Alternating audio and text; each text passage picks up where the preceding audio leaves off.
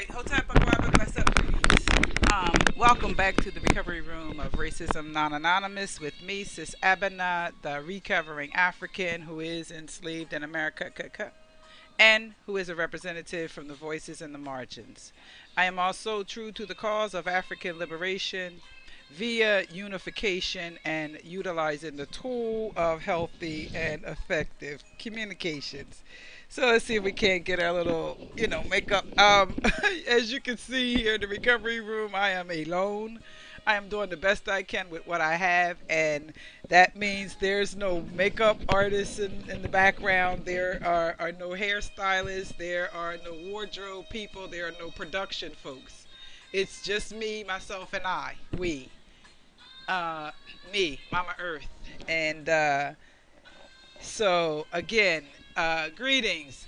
In the recovery room of Racism Non Anonymous, we work to practice, preach, and teach that which is necessary to support healing and recovering from trauma and traumatic stress. We recognize that the Ma'afa in the lives of African descendants did represent an event of epic proportions whereby there was a big bang. There was a big bang. The Ma'afa was a big bang in the lives and in the culture and an attack on the culture of people of African descent. Similar to sort of getting banged or hit with a bat, i.e. trauma, that's a physical trauma, traumatic stress, that the body physical incurred. We incurred that psychological damage, that psychological bang. The force feeding of evil, the force feeding of evil, European viral infection lies is what we were force fed. Lies about ourselves, who we were as a people, and the individual and collective powers, creative power and energy that is we, creators, the original creators and creatresses, based on lies. That was the trauma and traumatic stress. And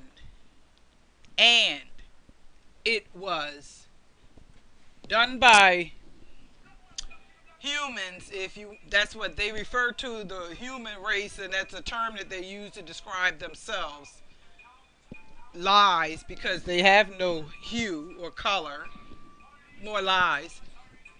Yet the human intentional, the human intentional type of traumatic stress. That means if I come up on you and, ball up my fist, and I intend to cause you harm. I intend to cause you harm. I intend to abuse you. It's abuse of power because I have the power to choose to ball up my fists, walk up on you, and swing. All of that is within my power. And I have the power to, move, do me. And I could choose to use that in a way that is hurtful, or i.e. abusive towards you. Or I could choose to use it in a way that is helpful, by possibly walking up and embracing you or greeting you in such a way instead of human intentional type. It's intent that makes the difference in terms of now in 2011, in terms of treatment, in terms of solutions. How do you repair the damage that has been done to one's either physical and or, mental, emotional, behavioral self. So that's the physical or the psychological self. And we understand that the psychological self, psyche, mind, and that thoughts trigger feelings which trigger behavior. So that whole psychological apparatus is inclusive of mental, emotional, and behavioral aspects. Just as the physical body, it's what? It's made up of skin, flesh, and bone. That's how it used to go. Skin, flesh, and bones. Skin, flesh, and bones. There were three parts. And within the flesh preview, what's in between the skin and the bone, there's all kinds of stuff that's flesh, not just muscle as flesh. I suppose, cellular processes, would also be considered to part of the flesh or within that. At any rate, I come to teach about, via practicing what I preach and teach, healthy and effective communication, coming to you live and in person from the recovery room, practicing what I preach and teach.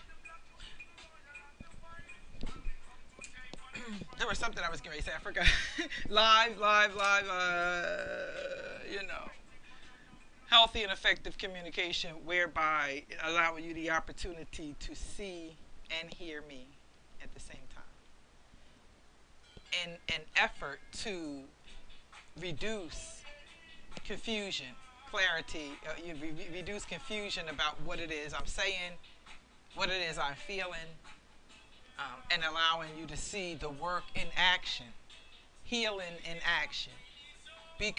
Why? Because remembering and telling the truth about terrible events is a prerequisite for restoring social order and healing individual victims of traumatic stress. And so, until next time, this has been another episode of Abana's World, another meeting of Racism Non-Anonymous, because racism in the lives of African descendants is not a secret. The intentional harm that was done to African descendants is not a secret. The healing and the process of recovery, therefore, for this African descendant, is not a goddamn secret either. So, till next time. Peace.